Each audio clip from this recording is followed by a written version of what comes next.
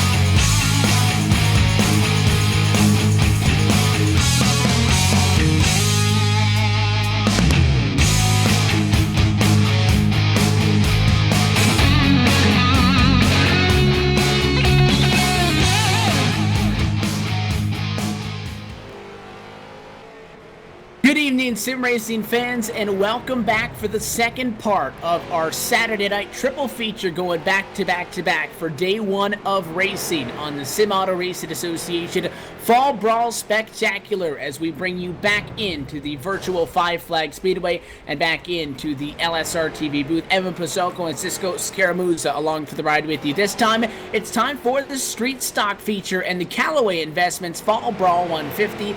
And it is, well, same rules apply. We got a field full of drivers, we got 150 laps, and cash prizes on the line.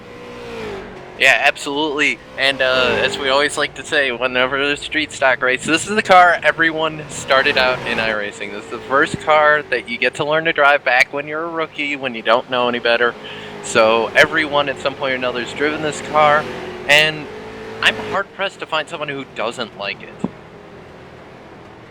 Street Stock's always an exciting pair of race cars. We go back to the ever so, talking point that everybody on the sim has driven a Street Stock at some point. We were talking about the durability of those SKs, though, a little bit earlier tonight for our first race. These Street Stocks, kind of like the trucks that we'll see in a little bit, they can take quite the little bit of a beating and keep on going.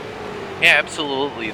These are tough little cars. You can bounce them off the walls. You can bounce them off, and oh, man, huge wreck during practice. Oh, huge wreck. Sorry about that, kind of got lost. The 99 got flipped like about a foot in the air, but these cars can take a little bit of punishment, just not that much. Yeah, it's a little bit extreme to that. The Street Stock prize is available on the line tonight. There's a $102 payout to the top 15 cars, up to $20 for the winner, down to $4 for the 15th place. Again, it's $3 an entry fee for the drivers to hit the grid tonight. Again, $45 of additional prizes to be handed out. A free Fall Brawl t-shirt to the race winner, the Callaway Investments Hard Charger, $5 to the driver that gains the most spots on the evening. 3 $5 prizes will go to random finishing positions, and $5 to the SK Modified Fast Lap Award winner. Ty Spearman won that one on Tuesday with an 18.916. That sounds familiar from what we were just talking about earlier today with those modifieds. Yep, Ty Spearman was the king of the race. Him and James Lankowitz were just killing it earlier in the SK Modifieds, and we're going to see, I believe, both of them in this race as well. So it'll be interesting to see if we can, maybe someone else will jump up there and battle out with them.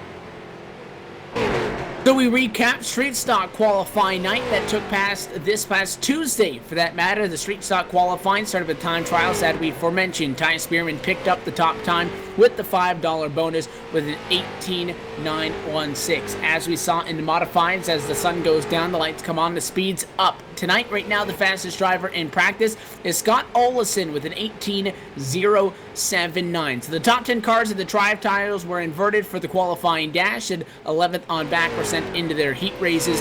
Alex O'Brien, Michael Germain were converted to the top spot. O'Brien got off to a slow stop, but it was Germain who was able to take the lead on the outside of the racetrack, and it was all said and done, though. James Linkowitz passed him to get the top spot, and will start on pole position for tonight's race. It'll be about a 27-car feature grid for the drivers locked in. Currently seeing 22 drivers on track for this one. So we've got Spearman checked, Linkowitz checked. Are you sure we're not in the SK still? Yeah, it just certainly feels like that. Just looking at the practice board, Scott Olesen, Ty Spearman, Joe Schaefer Jr., Bill Martin, all these guys in one way or another were either watching or were in that SK race. So we're looking at the same sort of field here. But one name to mention, Scott Olsen, as you mentioned, he's top of the practice board. He's starting 17th in this race, so we might be seeing a little bit of a Bill Martin kind of same sort of deal where he's going to have to charge all the way through the field and get back up to those leaders, but he does have a fast street stock right now. And it's going to be the quickest driver to complete 150 laps here this evening. That will go on to take home the second win in this SARA Fall Brawl Spectacular. This race is a big part of SARA's newest major event. The Fall Brawl Spectacular has featured an entire week of racing. Started on Monday, will wrap up tomorrow on Sunday on the high banks of Pensacola, Florida's half-mile Five Flag Speedway. Qualifying came to a close. That took place throughout the entire work week. The super late model division is heading the division-long week race events, and they're joined by the Pro Late models. That begins tomorrow's coverage. The SKs you've seen, the street stocks live now, and the super trucks a little bit later on tonight as well. All of tonight's races live on LSRTV, and all of tomorrow's races live on LSRTV and simulcast through iRacing Live. So the warm-up session in the book, same as the drivers earlier. They've had the ability to practice for 4 hours of open track testing.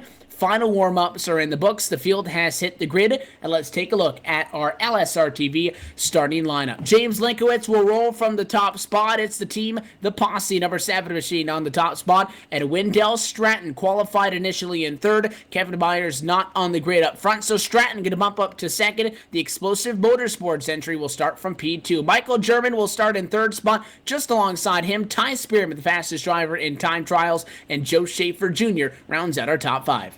Starting 6th is going to be Matt Rolfe. 7th will be Todd Seif. Dale Owen going to be in 8th. Alex O'Brien going to be 9th. And rounding out your top 10 is Tom Wetmore in the 71. Ryan Borges looking for a better result than a modified race. He'll start from 11th spot after being 3rd in practice. Ken Ballinger in 12th position. 13th is Scott Dunlap. Hunter Combs 14th, and the fastest driver out there in the practice session will start 1 spot behind the driver that rounds out your top 15. That's Russell Berry. Behind him in 16th is going to be Scott Olsen.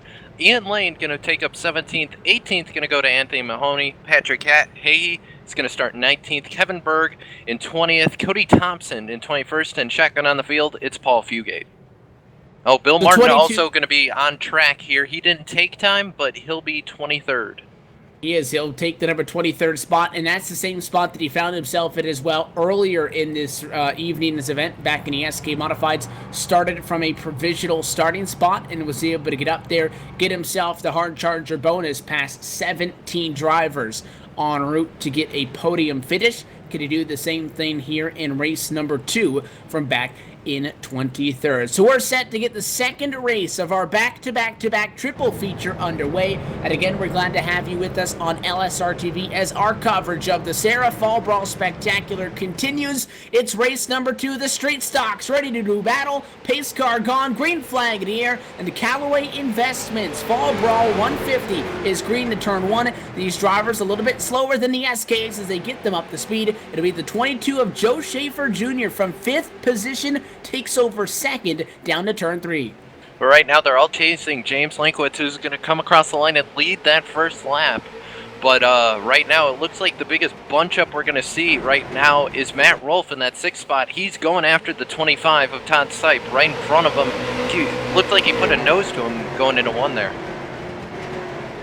Street stocks, again, they can get a little bit of contact on them and keep on going. Everybody try to single file things out early here at the Five Flag Speedway. And much like we saw earlier tonight, there's a transition period that we'll see in these first 10, 20, 25 laps or so, where, again, qualifying taking place on a Monday in different track positions and different track conditions for that matter.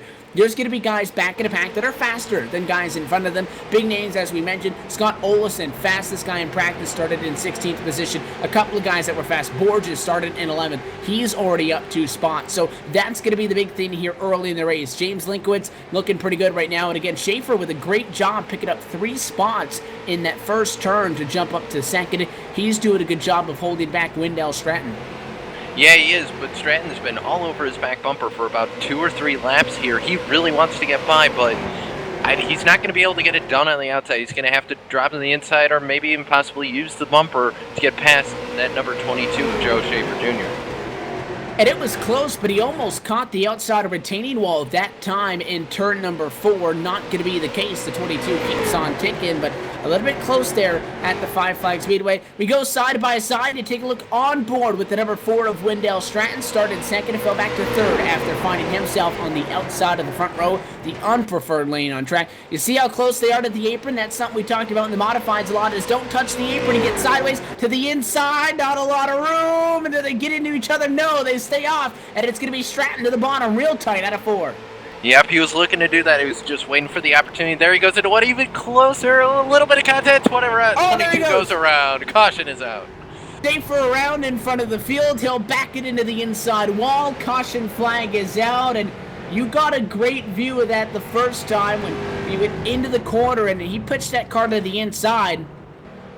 And when we were on that onboard, I was watching really from that same by camera. Now, I wasn't watching from outside, so I'm thinking that they should have hit each other, and they stayed off each other that first time. Then they go a second time. You know, there's a little bit of room that the 4 can go down. I think that's just really a race to deal where those guys get together. I'm sure Schaefer will disagree because he gets the short end of the straw, and that one, he's going way backwards. Yeah, that Western Auto Pontiac just kind of it looked maybe add in a little bit of netcode, but he was just trying to pinch down that 4, and I think the 4 just bounced up the track, or maybe there was a bump in the track.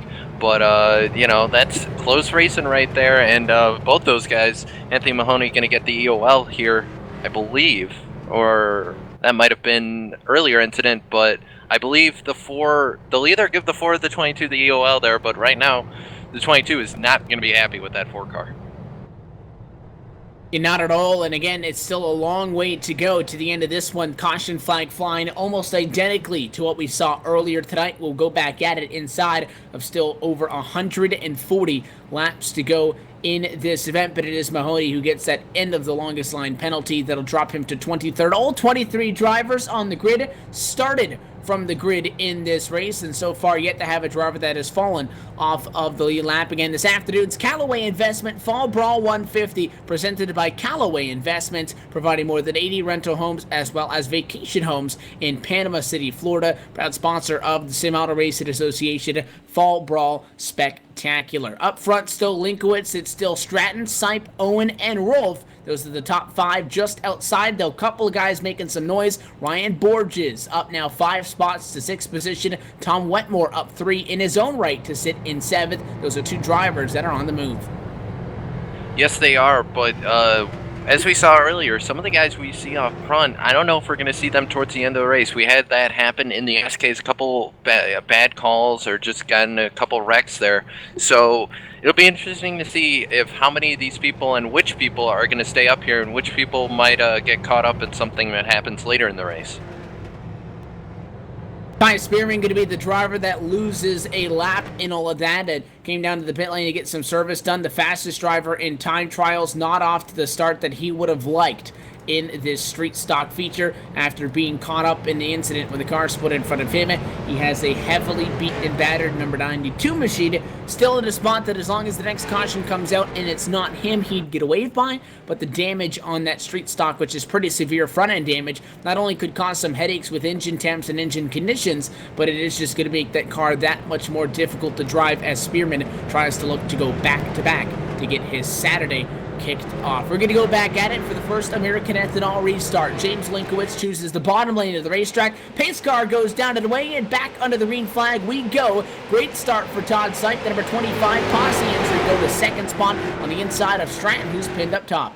Yeah, it looked like Sop got a restart, almost kind of like what we saw the 67 get in the SK Modified race. He was able to just floor the throttle there and get underneath second place. So I don't think we're going to be seeing the same outside dominance that we saw in the SK race. I think the inside's going to be where you want to start because these cars do accelerate a little slower than the SKs.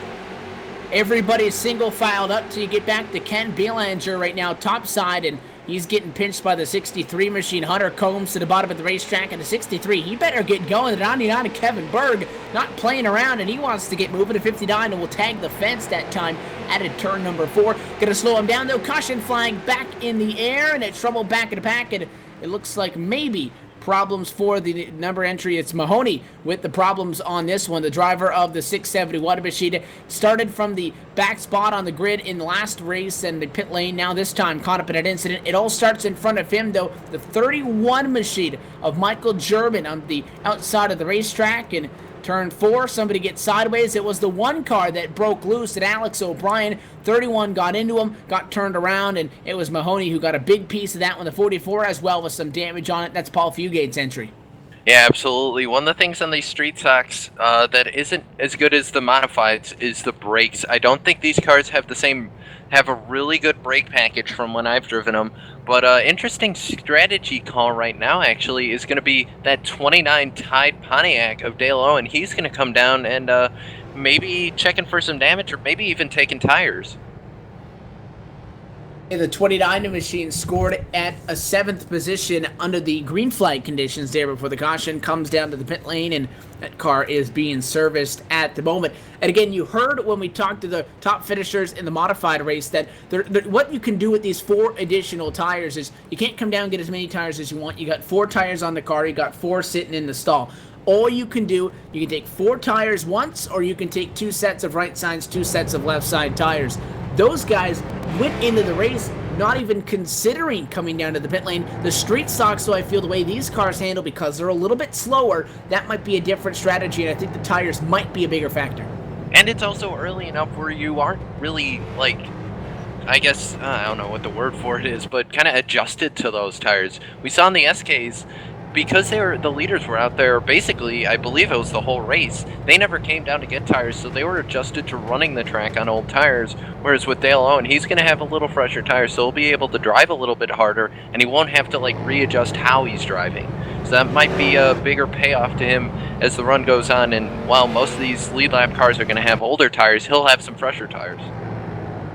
We talked about how it was Mahoney who got into the incident, but it was Alex O'Brien who was sideways the first time, so Race Control going to give the end of the longest line penalty to Alex O'Brien, the number 1 machine, already 1 lap to the negative. It'll just keep him behind everybody else. The number 1 mellow yellow entry to the back of all of the cars on track at the moment, as opposed to if you're on the lead lap, you get an EOL penalty. You don't just go behind the rest of the lead lap cars, you're going all the way to the back for the restart. Again, not a factor though, because he loses a lap after having to come down to the pit lane to service that race car. This time we'll mix it up. How about topside for James Linkowitz, the number 7 machine who wants the outside. This allows Todd Sipe to come in on the inside. Those are now teammates trying to work together. We heard the strategy that they talked about earlier when we spoke with Ty Spearman after the modified race, and that is put your teammate on the outside. He gets clear to turn 1. Your other teammate's already on the bottom. Let's see if that's exactly what these guys want to do. Again, the pace car down and away. Green flag flies back at it, and then it will be the posse. 1, 2 out of 4. Maybe not all the way, though. The 4 car of Stratton to the bottom. That door gets shut. Yeah, it looked like Stratton had a bit of a run there. Kind of caught the kind of saw the leader going. Maybe caught 25 Todd Sipe sleeping just a little bit, but not able to make that pass though. But he's going to be on the inside, and he's going to kick the 51 of Matt Rolfe out to the outside. So Matt Rolfe, along with Tom Wetmore in the 71 and 63 of Hunter Combs, they're all kind of stuck on the outside, and they're going in reverse right now. And it's that number 51, the Callaway Investments entry of Matt Rolfe, who started in 6th, is 4th at the moment. But again, on the outside of the racetrack, doesn't matter what car you're in, outside, not the place to be, and it's always the freight train on the bottom of the racetrack that's going to try to take advantage of you. 32 going to make the move. He's through and clear. Bring the 71 into the mix. Tom Wetmore, he joins the party, and just behind him, Kevin Berg, as all of these guys try to pounce on it. Berg maybe taking over the role in this race from what we saw last time with Dale Owen, because Kevin Berg in this one started 20th. He's up to 8th position at this point. Cody Thompson not making sure that Hard Charger award gets handed out easily. He himself from 21st to 9th. Yeah, and I saw something interesting. Kevin Berg was able to drop to the apron a little bit to get under the 71 of Whitmore there. So maybe something interesting. I think these cars are a little more adjustable to that apron versus the rest of the cars that we're seeing on track, especially the SKs. These guys might be able to actually run a little bit of the apron, not worry about the car snapping loose on them. 71 going to find himself pushed out to the high side. Wetmore, again, a lot of these guys, you want to swing wide on exit, but if you lose any momentum, you get back to the gas just a little bit late, like going wide. That bottom, I mean, it is wide open. So Matt Rolfe, who was just getting past, tries to get a couple of those spots back. He'll begin with the number 71. A little bit of a bobble on the outside of the racetrack as Wetmore tries to gain complete control of that car. Meanwhile, up in front of the field, it is old James Linkowitz after starting from pole position, almost a second out in front of Wendell Stratton, who's high side. Joe Schaefer Jr.'s number 22 to the inside of the racetrack. Going to make a move and make the pass. The Rolfe Designs entry back up to second. And we saw Joe Schaefer, and it was with the 4 car. He had that incident at the beginning of the race, but Schaefer's back up to second. He's now in hot pursuit of that 7 car, but that's a lot of time makeup. That's a lot of time they make up. I believe he's about a second back as the cars come across the line. Yeah, he's got to make up about a second to catch up to James Linkowitz.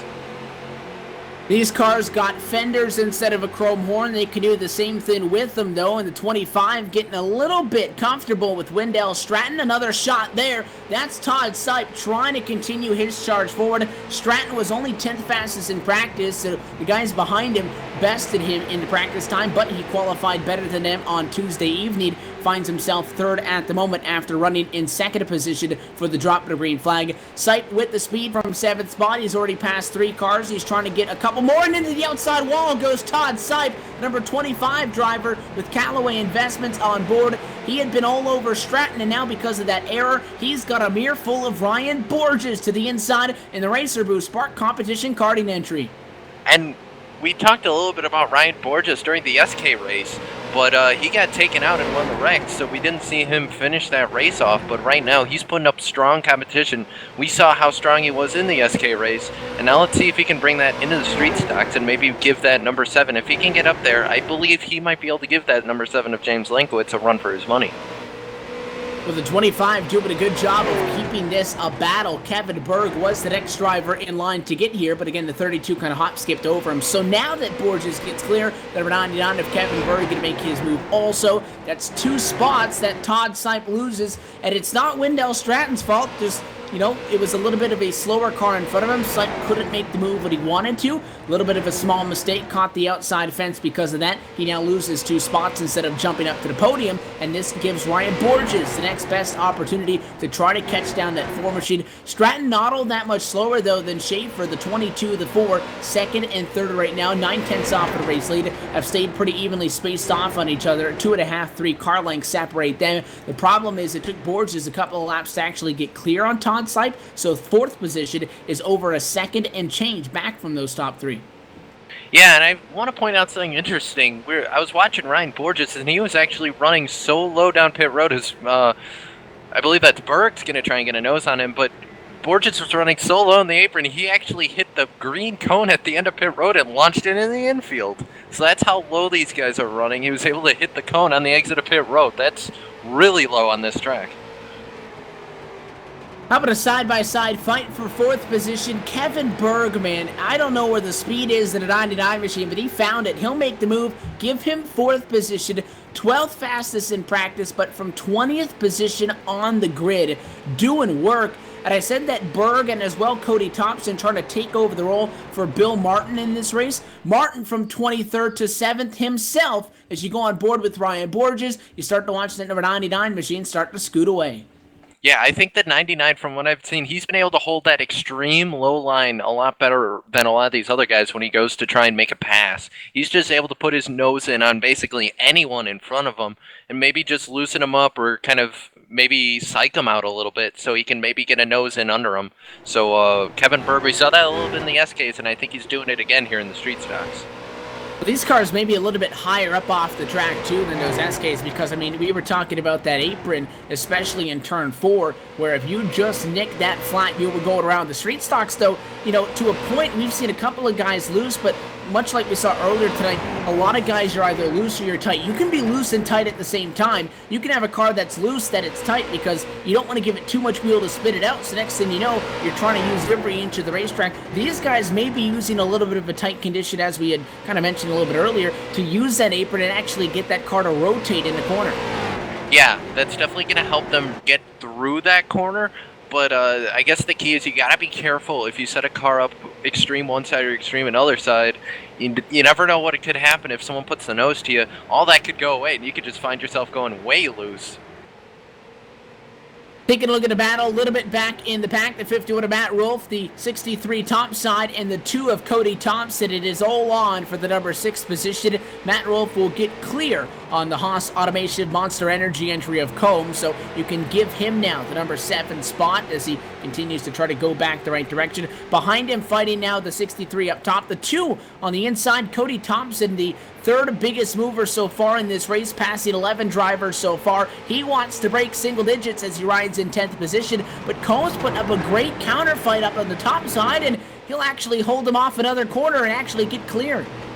Yeah, this is a little bit surprising. I talked a little bit during the SK race about that middle low line. If you basically straddle that first dotted line, or maybe even just run just above it, that might be able, for these guys, it looks like Holmes just hit the cone as well, showing how low these guys are, but if you kind of run that lowish middle line, I think you're able to put up a fight, whereas with the SKs, you were basically toast if you went to the outside.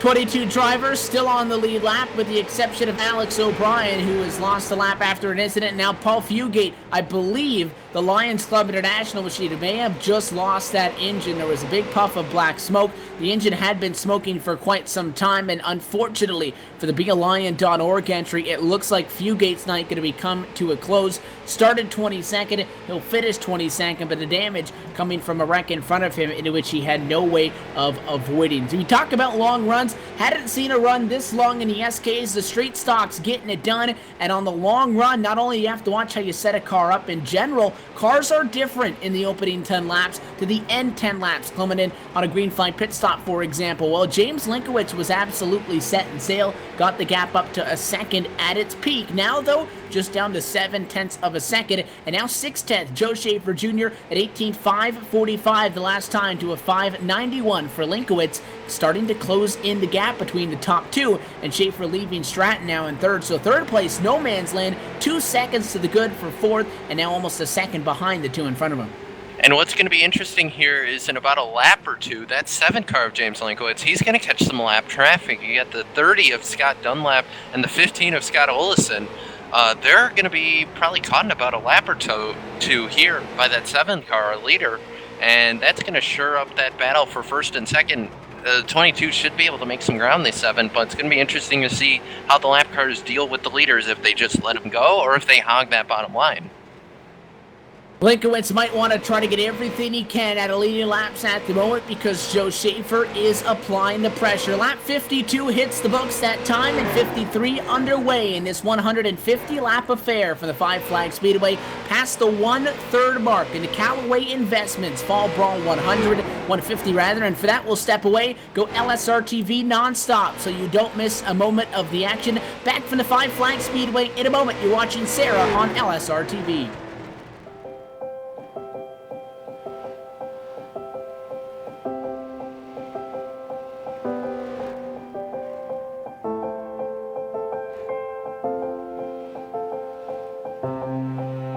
Trucking has always been a part of me. It started years ago when my dad and granddad were hauling vegetables to market in Liverpool. The family immigrated to Canada in the late 60s and settled near Alliston, Ontario. I bought my first truck in 1982 and Mercer Trucking was born. Today, Mercer Trucking has over 50 trucks in terminals in Toronto and Los Angeles. Our storage facilities at both terminals can handle any size of distribution needs throughout North America. We service the continental U.S., including Hawaii and Alaska. We run over 120,000 miles per month and some of the best equipment on the road today. We specialize in less than truckload shipments, show freight, we do rush team service deliveries, and haul your refrigerated or heated product.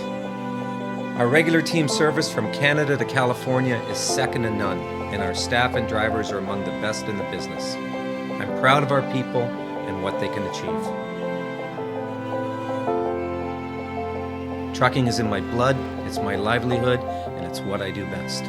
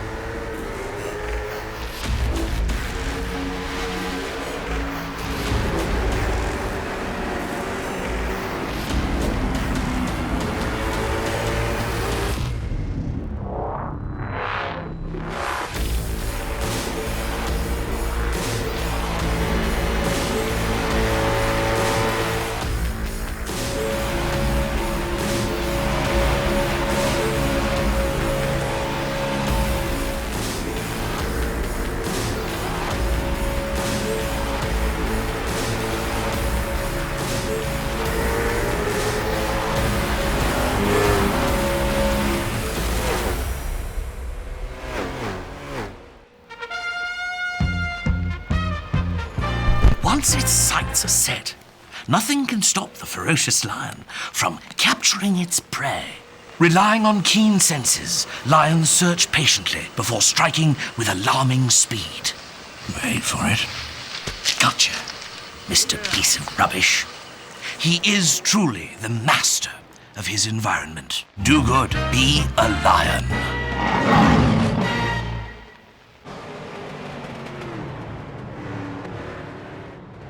Caution flag will fly from the Five Flags Speedway. It will slow things down again. Problems for the number 1 mellow yellow entry of Alex O'Brien, wanting run lap to the negative at the time of the incident. Got a little bit sideways and trying to keep that car into the pit road wall, and he got dumped by the 39 of Bill Martin, who had nowhere to go. The 39 spins him out. The caution flag will fly.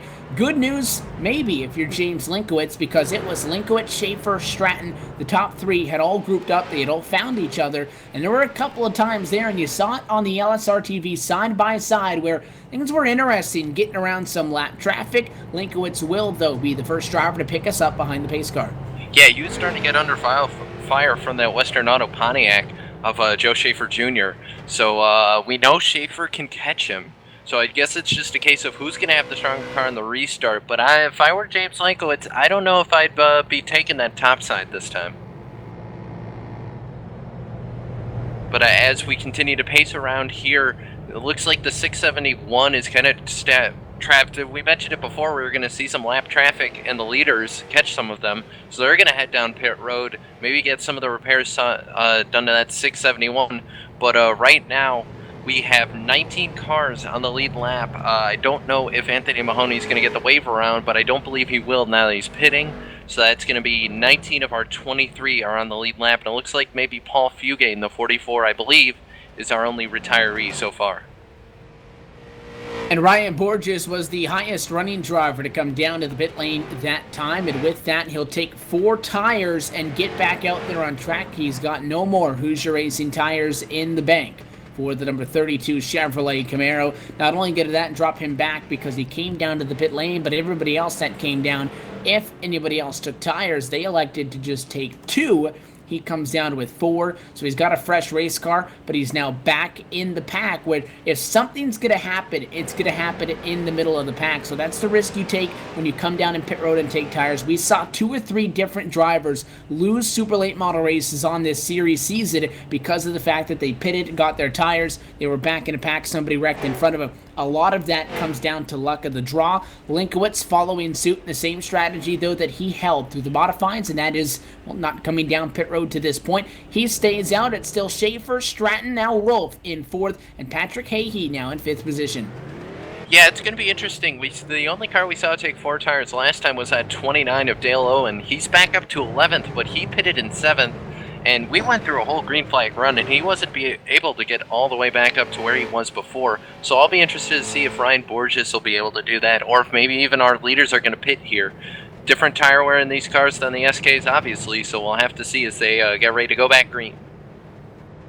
The 7 going to elect at the inside of the racetrack, the place that he wants to get it done. He's got no teammate just behind him. He wants the race lead. Green flag flies, and back and away we go for the 5 flag Speedway. Just now 7 laps shy of crossing over to the halfway point in the Callaway Investments Fall Brawl 150, and Schaefer not able to do anything with it on the top side, and it looks like Stratton may have caught him a break there. Could have gone to the inside. He gave him a break. That opens up the door for Matt Rolfe. Matt Rolfe wants to take advantage to the inside and on each other's door for 3rd. 4 car defends it at a turn 4. The 51, though, going to keep the nose in there. Tries to do something again in 1 and 2. Can we see another guy do it on the top side? Not that time, although Rolfe on the inside's having a lot of problems. Stratton not making it easy. Yeah, but they're giving each other plenty of room. Looks like Rolf's going to get the position out of 4. It's going to be really close. Stratton's still hanging tough on the outside, but he's going to drop in now behind the 51 of Rolfe. Move Matt Rolfe up to 3rd.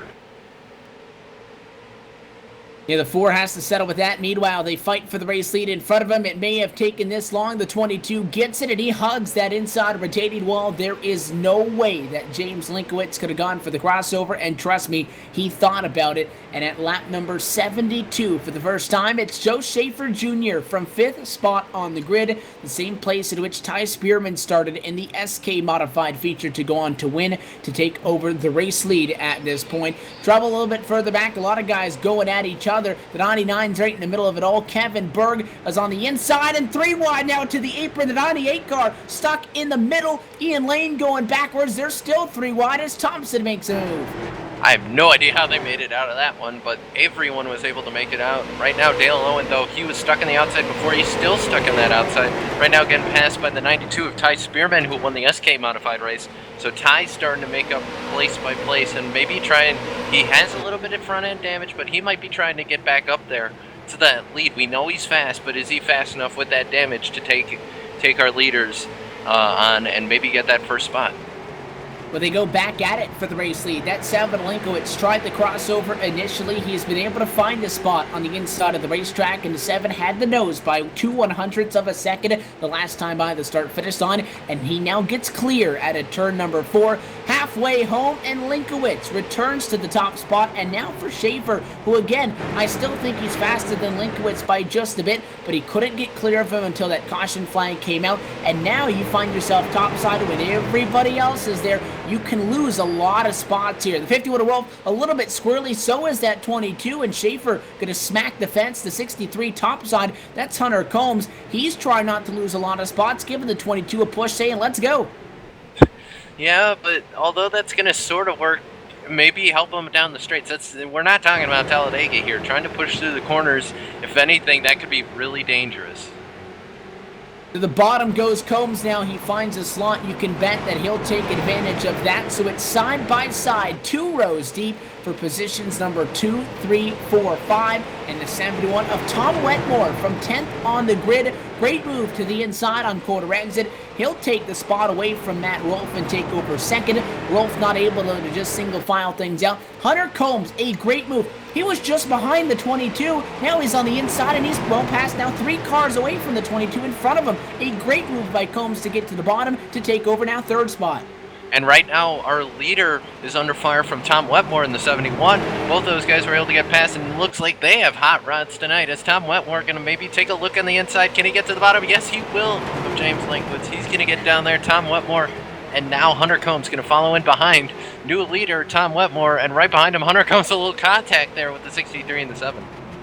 And I mean, it's not incredibly impressive stats for the 71 and the 63. Both drivers outside of the top 10 in practice. Only one of them started inside the top 10, and it was a P10 for Wetmore on the grid. Cone from 14th. They haven't shown ridiculous speed, but when it comes to race trim and managing those tires, they so far, I believe, have done by far and large the best job. To the inside goes the number 63, and man, those guys get right on each other. At corner number 2, 71 up on the outside of the racetrack trying to defend. I don't think, though, you'll be able to defend a battle for the race lead up top. The 63 probably just too strong. If I'm Wetmore, I'm trying to find a way down in line to the bottom. Problem is there's no room. Let's go on board with the 99 of Kevin Berg.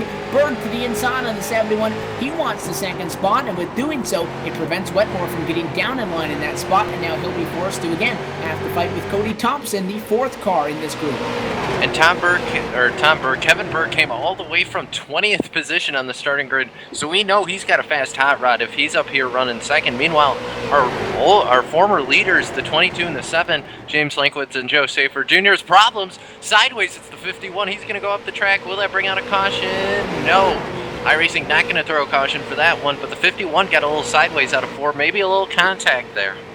He got hit in a 3-wide scenario. The 39 of Bill Martin was on the bottom, the 4 of Wendell Stratton in the middle, and it was Rolf up top. I don't think he knew they were 3 wide, so the 4 makes it arc like a top car. 51 going to go take that regular lane. A little bit of contact and a great piece of driving by Matt Rolf to keep that car out of the fence, because particularly the LSRTV replay now as we go side by side, a lot of the time when that car's sideways to the inside, either you spin it out or you overcorrect and go into the wall. He was able to kind of step it up the hill, use every single foot of the width of this racetrack to hang on to it. He loses a lot of spots after starting in 6th, now back in 15th position, but he's still in the race, and because there was no actual incident there, again, no caution flag.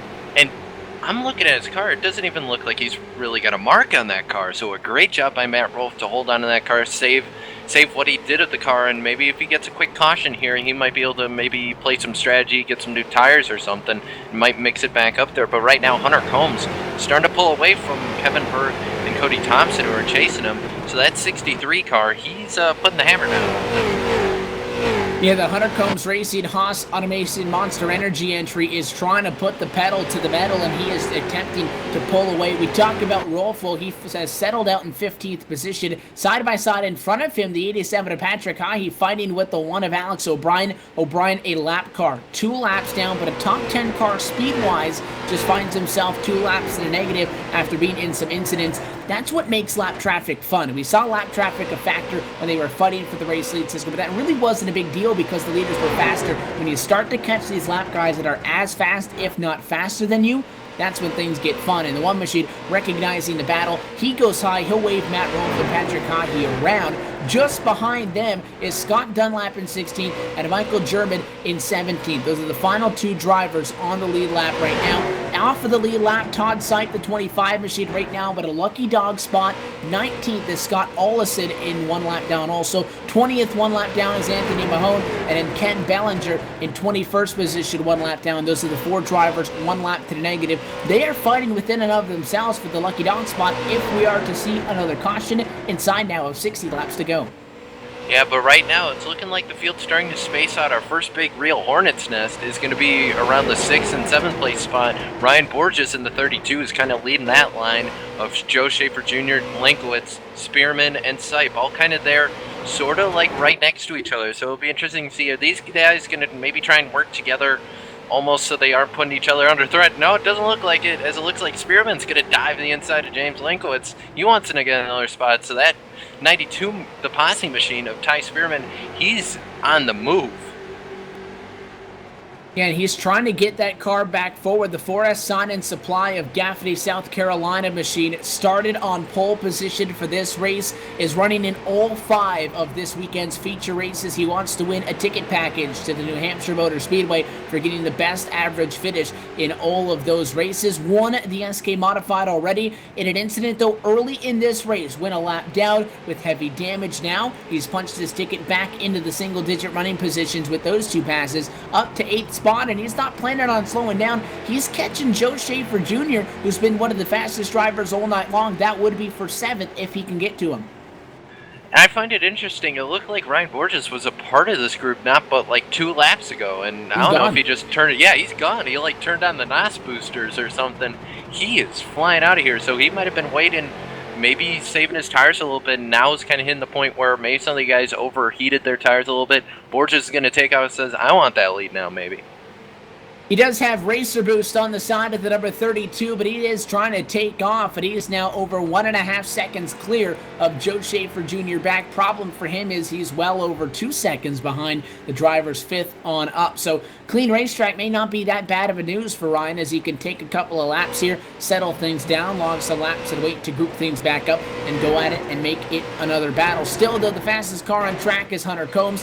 Ken Burge, though, trying to close in. It's the battle for the race lead. The 99 machine not giving up. Third on back, over 1.25 seconds away. It's a 1.2 second gap for Cody Thompson on back. But Burge, right there, he's putting up a fight for the race lead. And that retro 99 paint scheme wants to go to the front here at 5 Flags. And we've seen he's one of the gutsiest people when it comes to making those kind of looks to the inside here. Maybe not quite a dive bomb, but he's definitely been the only person that looks like he was taking a look there, but he's been the guy I've seen through SKs and even this race. He's just been the guy not afraid to put his nose down on that apron, get down there and grab that bottom line from everyone else. So Hunter Combs is now really under fire from that 99 machine. And the inside open, the 99 goes to the bottom, and Hunter Combs recognizes that the 99 faster, not going to try to shut the door on him, not going to pinch him over. He won't even go for a crossover. So a smart racer move on behalf of Hunter Combs. That puts Kevin Burge to the top spot on track. Take a look at your top 6 drivers. Kevin Burge, your race leader, started in 20th spot. Hunter Combs started in 14th. Cody Thompson started 21st. Bill Martin started 23rd. And then Wetmore and Borges 10th and 11th as they run P5 and P6. That's not even in a race that's had a lot of cautions. A lot of those passes were under green. That's incredible. It just goes to show the caliber of drivers in this race. And although it's the street stock, it looks like our leader, Kevin Burge, is starting to catch a little bit of that lap traffic, but these guys are really good in these cars, especially that number 99 and the 39 of Bill Martin. We've seen this twice now out of Bill. He's been able to come through the field. So he might be looking for a little bit more in that American Motors Chevrolet. Well, Ryan Borges pitted with a lot of the other guys. Most people pitted and took 2 tires that last time on a pit lane. Borges took 4. He's since pretty much passed all of them, but still not close enough to challenge Kevin Berg, your race leader at 5 Flag Speedway. Now 2/3 of the way through the Callaway Investments Fall Brawl 150. We'll step away one more time and continue with LSRTV nonstop so you don't miss a lap of the action. Back for the race to the checkered flag. It's feature race 2 in the SARA Fall Brawl Spectacular on LSRTV, the home of the 2015-2016 NASCAR iRacing.com Pro Series.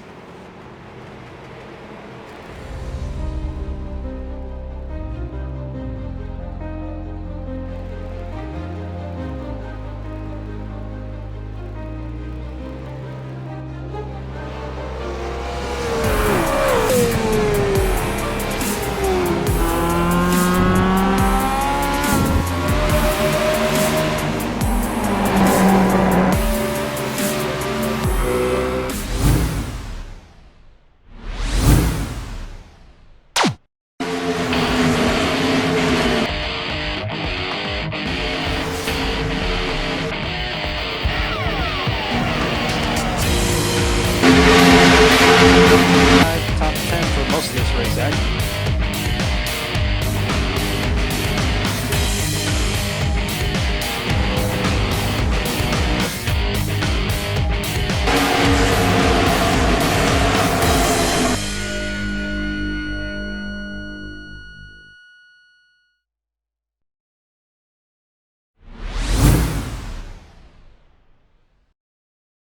Back live after for the second time tonight, right at the 1/3 mark, and now right at the 2/3 mark as we step away. Caution flag out at the virtual 5 Flag Speedway, the home of the Snowball Derby this week, the home of the SARA Fall Brawl Spectacular. Take a look at the replay, just a self spin for the McCain number 15 of Scott Olson, sideways and just looped it.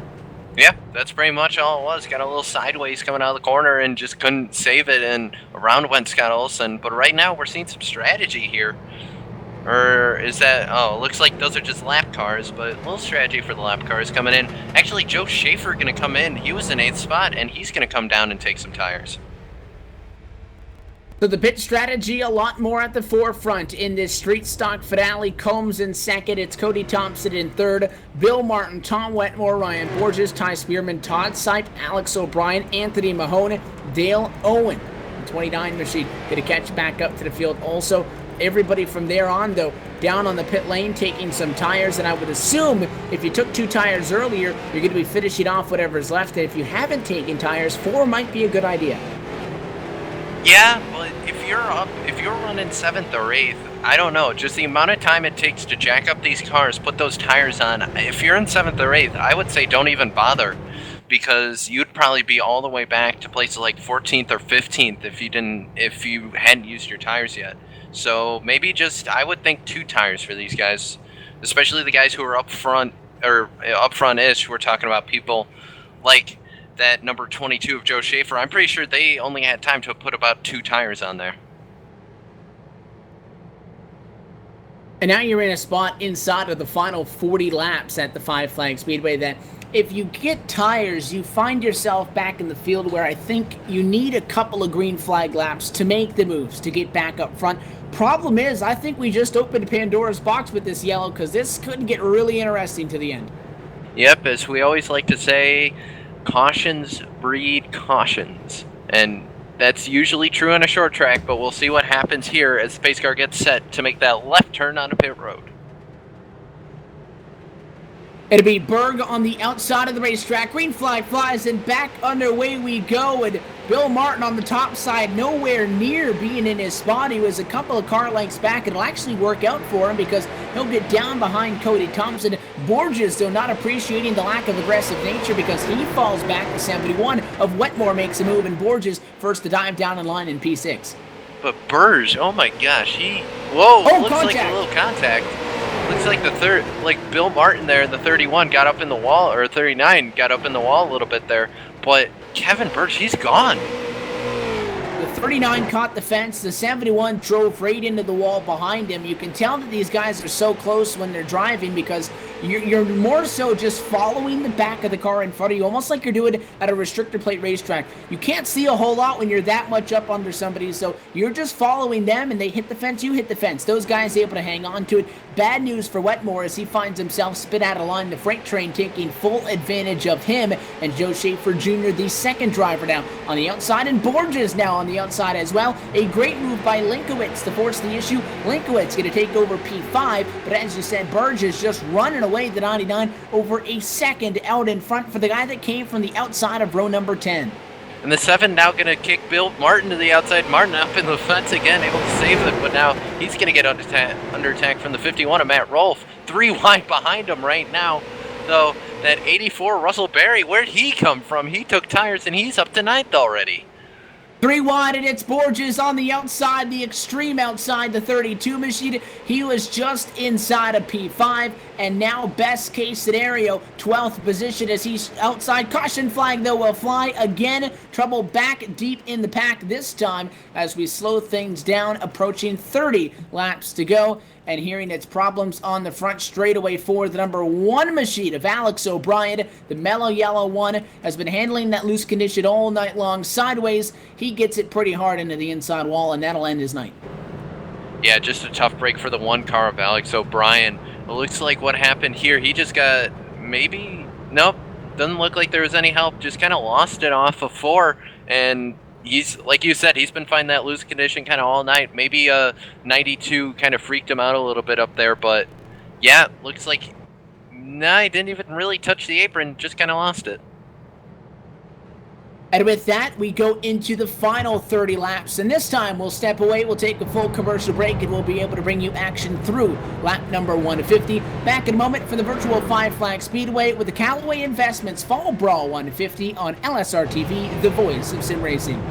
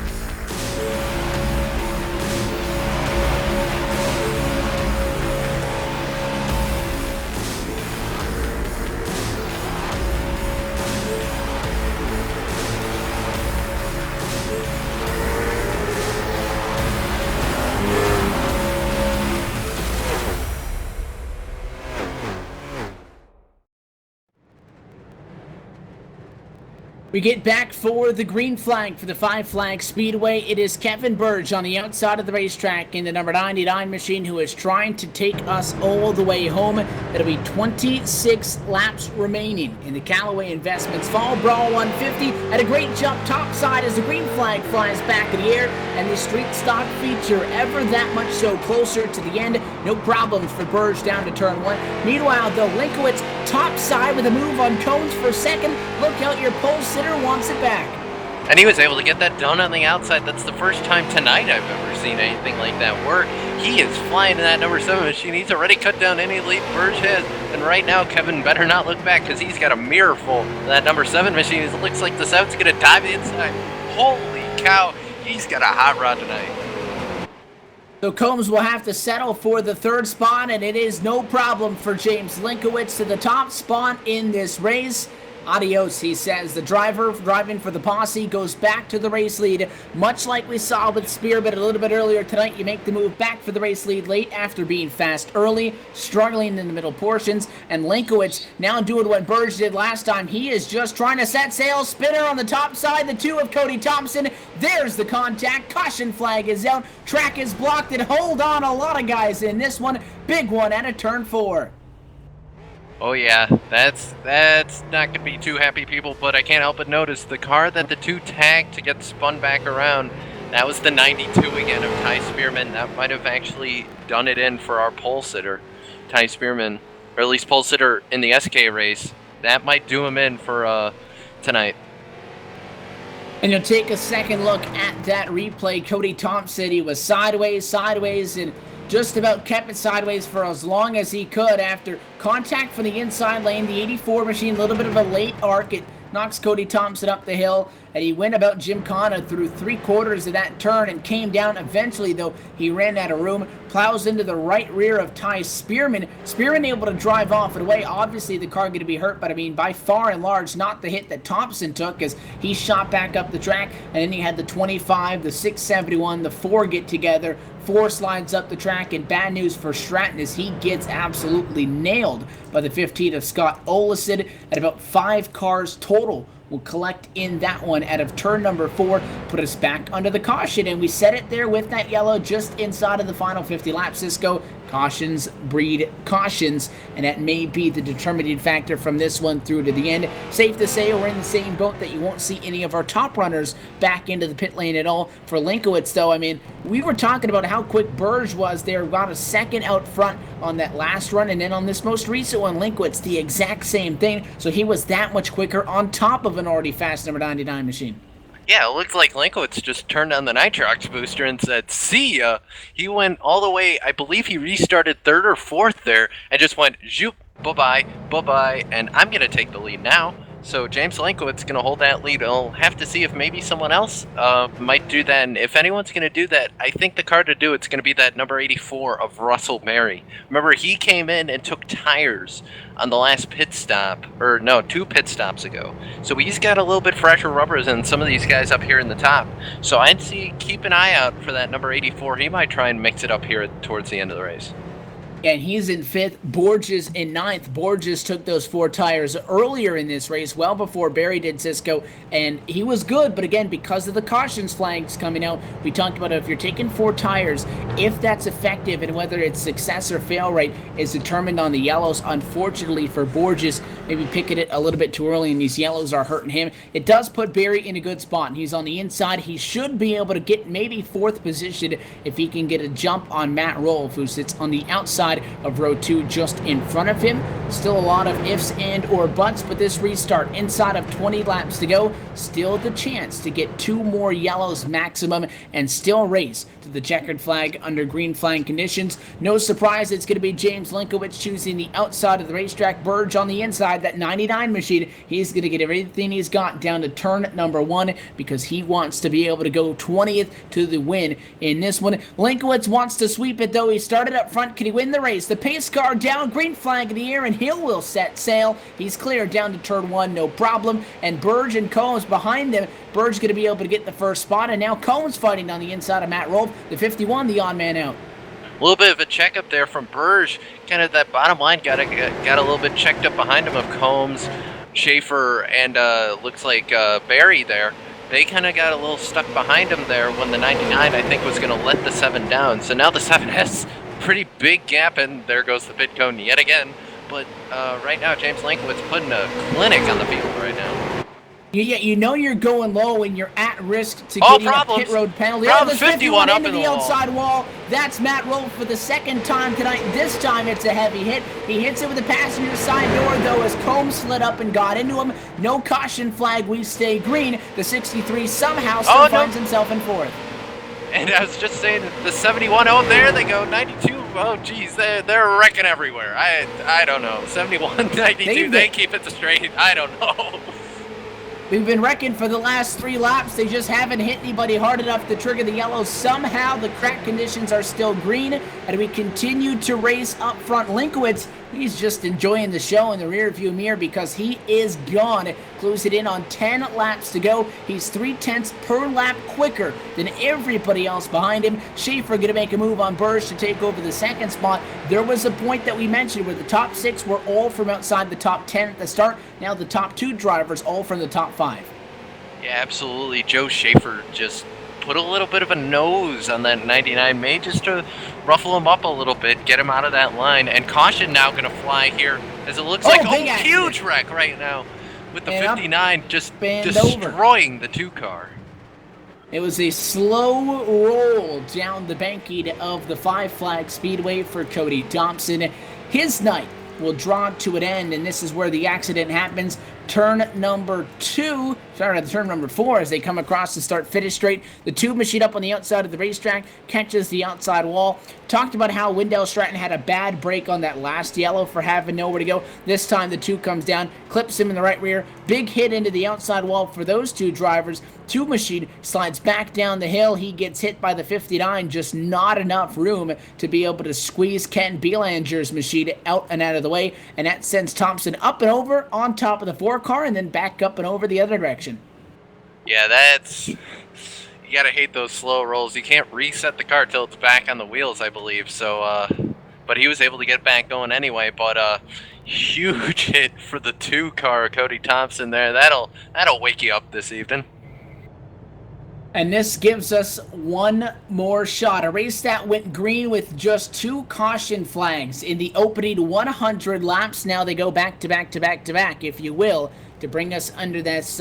It's the way the races normally are, though. You get a couple yellows early, a good green flag stretch in the center, and when all hell breaks loose at the end, you see a lot of cautions because there's a lot on the line in this race alone. $102 to be paid out based on finishing positions alone, and $45 additional dollars for additional prizes to guys like the Hard Chargers, random finishing positions predetermined, and the Fast Lap Award, which we already know goes to Ty Spearman, who, by the way, trying to go back-to-back on the evening, probably not going to happen, but for the damage that the 92 got early, P11, pretty good for him to be in a spot to possibly get a top 10 finish.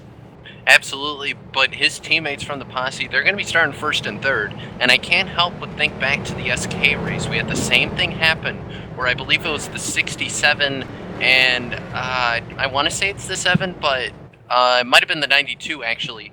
Those 2, it basically was third place, pushed the leader all the way past him. So I wonder if we're going to see the same thing here. Well, they're not 1-2, they're 1-3, so I would imagine you're going to see, in which position they start. That'll determine probably the bottom for the 7 of Lankowitz. The top 16 driver still on the lead lap. It's Anthony Mahone in the 671 machine in 17th, 1 lap down. Ken Belanger 1 lap down, and 18th and 19th 1 lap down is Wendell Stratton. Scott Olison 2 laps down in 20th position. Scott Dunlap out of the race in 21st. Alex O'Brien out of the race 22nd. Paul Fugate shotgun in 23rd. So still with 16 cars all the way from Lankowitz all the way through Todd Sipe in that number 16 position. A lot is still yet to be determined. The pace car is going to make the sharp left-hand turn, probably wanting to get to the safety of the pit lane. Could be for the final time tonight. Lankowitz will hold the field back now on the gal pedal. Green flag flies. We're back underway. 6 laps to go and a big run from Burge. He can't do it though. No, Bursch maybe look to the inside, but right now going to drop in behind him is Hunter Combs. Combs going to drop to the inside, and that's going to leave Joe Schaefer out in no man's land. Right now, 63 maybe thinking about helping him. No, he's going to leave Schaefer out to drive, but Schaefer is actually making it work on the outside. He might be able to clear him. He does. He clears Bursch, and Schaefer able to get it done on the outside and hold on to that second spot.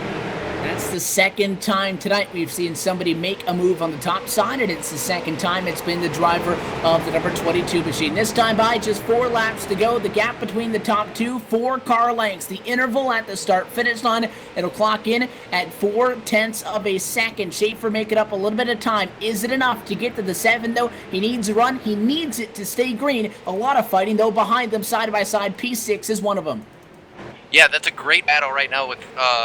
looks like Ryan Borges right now running in P6. He's able to actually put his foot down and leave kind of the 7th and 8th. That's where we've seen 2 ride right now between Bill Martin and Dale Owen.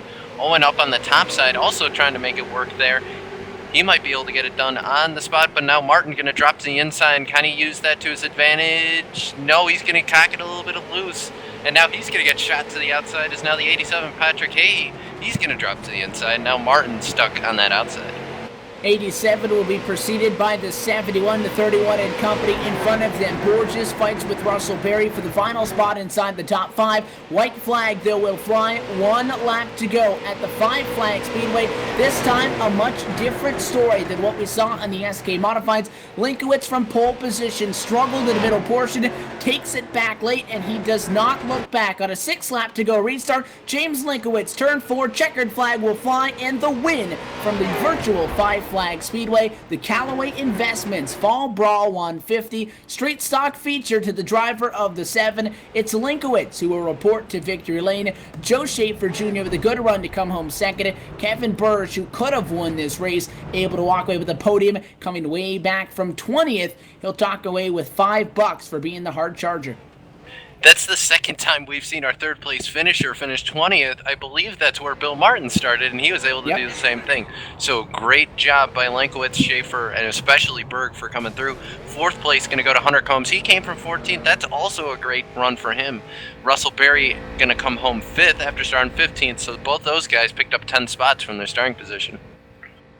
And Joe Schaefer Jr. starts 5th to 2nd. 5th was the magic number for your race winner last time, Ty Spearman, who's going to come home 14th tonight in this one. But it's Linkowitz, Schaefer, and Burge, the top 3 from Pensacola for the second of 3 races on the evening, and it is James Linkowitz who reigns supreme. We'll step away for a moment, come right back live on LSRTV to the post-race show as Linkowitz burns it down. We'll talk and get some post-race reaction, and then we get set for the final feature on tonight with the Super Trucks coming up at 9 o'clock Eastern on LSRTV. But first, post-race from the Street Stocks in a moment.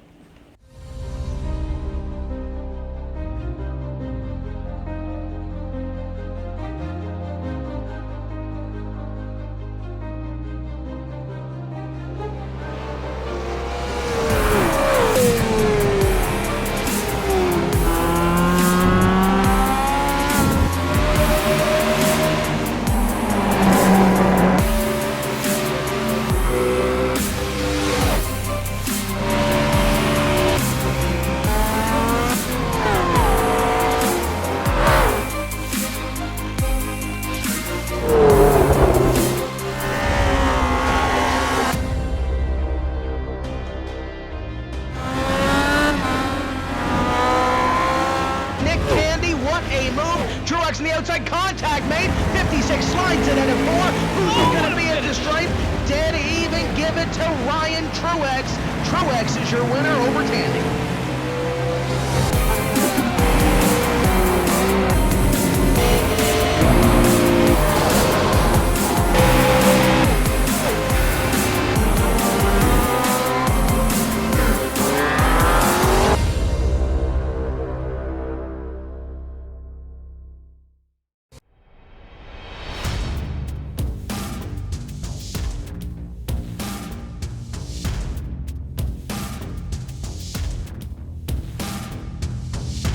Monza is a very historic track. It's been around since the 20s, and it's gone through several permutations since then.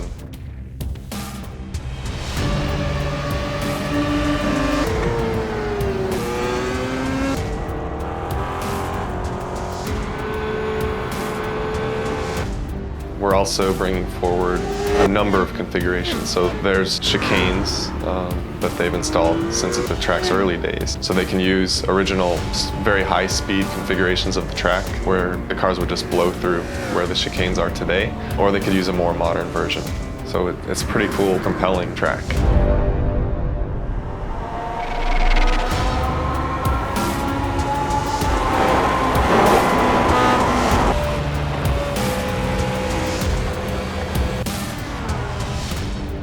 The unique thing about Monza is it has a road course, but it also has a high-speed oval, and that high-speed oval can be run by itself. The Grand Prix course can be run by itself, and they also can be run together in a combined circuit, which is very unique and special in motorsports.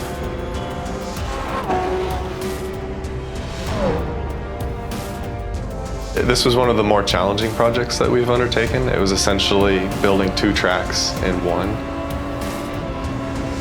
It took a lot of time and a lot of care was put into it, but we're really happy about the end result, and we think that people have a lot of fun driving it.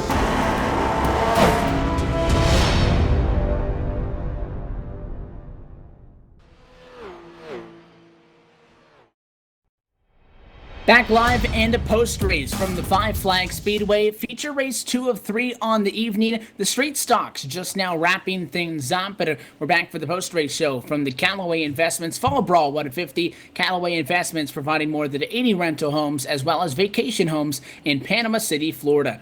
James Linkowitz, your winner, but first, going to get the post-race interviews kicked off. Caught up down on the pit lane with the driver of the number 99, Kevin Burge, who comes home on the podium tonight, way back from 20th place. That means a $5 bonus for being the hard charger, Kevin. Congratulations on the good finish. Congrats on walking away with a little bit of extra cash. But what was that race like? Because with inside of 25 laps to go, right there at the end, you were a second out in front, and then you find yourself a second back in second. It ends up being a third-place result for you, but how was it?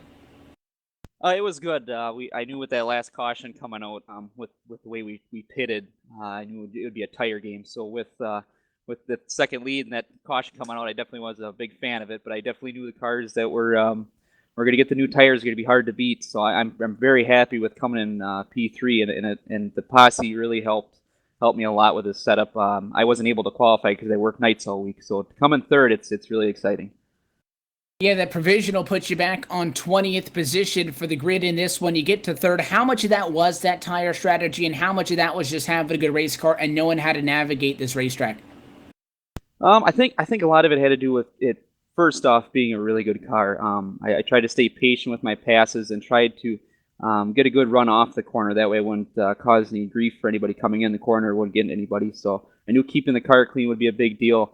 And then the second off was the tires definitely made a huge difference. That's how we made a run through the field like we did to get the lead.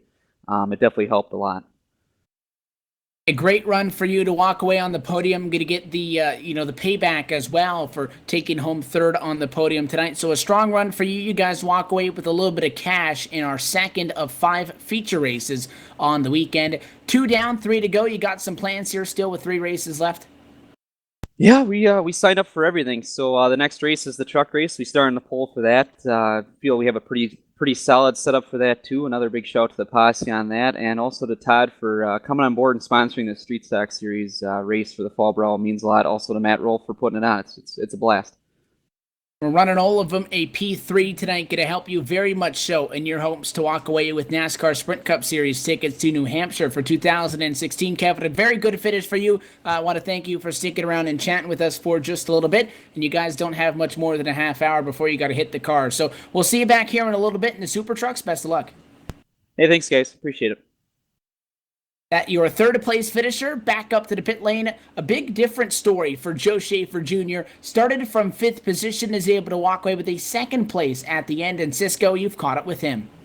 Yeah, I've caught up with Joe Schaefer, driver of the number 22 Emerald Designs Western Auto Street Stock here. Joe, you're one of the only people I saw tonight who was able to actually make it work on the outside.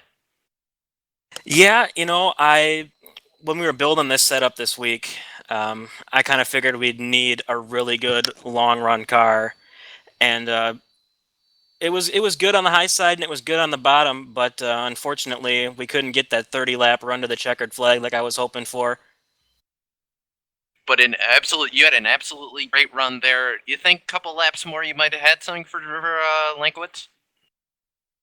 Well, I don't know. Him and I, we kind of have a little bit of a rivalry, but it's fun. It's always intense. Him and I race great together. I would have loved to get up to his bumper and challenge him for the win, but I would have needed a lot of things to go my way to get a fender on him.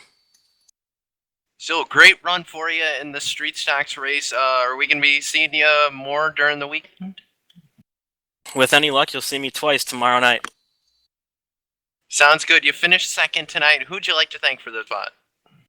Well, I'd like, first of all, to thank Todd Sipe and Callaway Investments for sponsoring the event, Matt Rolfe Designs, and the guys back in TeamSpeak, Wendell Stratton, Davey Riendo, and especially Daryl Hamlin for helping me out with this setup.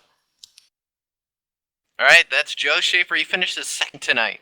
And I believe Evan is once again in victory lane yet again with our winner. And it's another driver that tries to do the both races. This time, it's a good result. James Lankowitz goes pole to the number one spot at the end. Your winner tonight for the Five Flag Speedway in the Callaway Investments Fall Brawl 150, James. Congratulations to you on the win. You started up front, you finished up front, but this was a very exciting race. Action all the way throughout, a long green flag stretch in the opening two-thirds, and a lot of yellows, and you're able to take home that top spot just in time to make it across the line. What was that race like? Evan, let me tell you, I was sweating there. The 22 was coming, I was getting pretty tight. About 50 laps in there whenever he got underneath me, and I was able to race him there a little bit, and I didn't think I had anything after that, and had no clue what pitch strategy to go with. And I saw a bunch of guys go in and took tires, blew by us, and I was sweating thinking it's going to go green the rest of the race, and got that lucky caution. I was able to motor through the field there. You're able to get to the top spot, and then you had that 22 behind you there late, and you're able to get a good jump on the restart, got out to 0.4 of a second gap. He closed it in at one point to just under 0.3. How much of that last run to the checker was spent looking in the mirror, or were your eyes just focused in front of you, just trying to get maybe six qualifying laps back-to-back all the way through just to make it to the end? What was it like on those final restarts once you got in that good position? That last little run there when last restart, Ty was spotting for me, Ty Majeski. I mean, he does a great job, and pretty much the mirror was off from there on out. He's talking me through it, so that helps out a lot, and keep my eyes off the mirror. I don't want to see what's going on behind me. I just want to look ahead and just do the best I can for the remainder of the race. Well, you do a very good job. You finish in front of guys. Kevin Burge in third place had to pass 17 drivers. You had to fight there late for it. So again, although it shows you went P1 through P1, it was a lot more of a challenging evening than just that. You guys fight through it though. You come out on top in the street stocks, and with that, SK's down, street stocks down, super trucks coming up next. Oh yeah, it's gonna be exciting. Hopefully we'll be back here talking to you again here in a little bit. Tell you what, it sounds like a plan. Before we let you go, you guys got to get suited up and get back into that session as well, because just a little bit shy of maybe 35 minutes till we come back on the air with part 3 of our triple feature tonight on Saturday. Want to give you an opportunity to thank all of the people that makes it happen for you. I want to thank everyone on the posse, especially everyone that ran tonight. Kevin J. Myers, Ty Majeski, Cody Thompson, Todd Sipe, Ty Spearman, Kevin Berg. If I forgot anybody, I'm sorry. I don't think I did. Having a lot of fun tonight. Great racing with Joe. Yep, that's it. Well, again, congratulations on the win, and we wish you the best of luck in those super trucks. Those things a little bit bigger than the street stock, so it'll be an interesting fight for position. We'll see you then. Best of luck. Thank you. So your winner tonight for the Five Flag Speedway in our second feature race on the day is James Lankowitz, who comes home in the top spot in front of Joe Schaefer Jr. and Kevin Burge. Let's take a look at the full field rundown as we wrap things up from the Callaway Investments Fall Brawl 150. Hunter Combs comes home at a 4th position. It's Russell Berry in 5th. Dale Owen, Ryan Borges, Patrick Kahi, Tom Wetmore, and Michael German in the top 10. Bill Martin got a little bit sideways there. Towards the end of the race, he's going to finish 11th. Ian Lane going to finish 12th. Matt Rolfe going to finish 13th. He was up on the outside, but I believe also got shuffled back a little bit. Ty Spearman, who won the SK race, he's going to finish in 14th. Todd Sipe's going to finish in 15th, and Cody Thompson's going to round out everyone on the lead lap in 16th. And then everybody off of the lead lap from this point on through. Wendell Stratton struck by the dial-up as his teammates are bugging him about some connection issues. Drop him back. He falls one lap to the negative. Has to settle with a 17th place result after starting on the outside of the front row. Anthony Mahone in 18th. 19th was Ken Belanger and Scott Olison in 20th. 21st, Scott Dunlap, Alex O'Brien 22nd, and Paul Fugate, the first driver to hit the books in 23rd position to sit shotgun on the field. So SK's done, and now street stock's out of the way. The SKs were fun, but Cisco, these guys with these cars, and maybe the fenders had a little bit of the thing to do with it. These guys were able to race each other a lot harder. We saw a lot of good racing. Yeah, we did. We also saw these cars weren't as loose, and maybe they weren't running them as loose as they were running the SKs. But that's all going to go out the window here on our next race coming up here pretty soon. This Super Truck race, man, this is going to be interesting. We go on, and our executive producer's asking, are they really racing trucks at Five Flag Speedway? It's a wide short track, to be honest, but I mean the truck's not that much. I don't think it's that far off to say they're almost twice as wide as these street stocks. I'm telling you, I think we're going to be seeing some Eldora type shenanigans, maybe that, or maybe Bowman Gray. I don't know. I guess you'll just have to tune in and watch it. A combo of the both. Yeah, I can tell you one thing, though. When you get bent sheet metal, you get some bent feelings. And when it's a short track, it's a Saturday night, we're under the lights. A full mood may be at that on this Halloween night.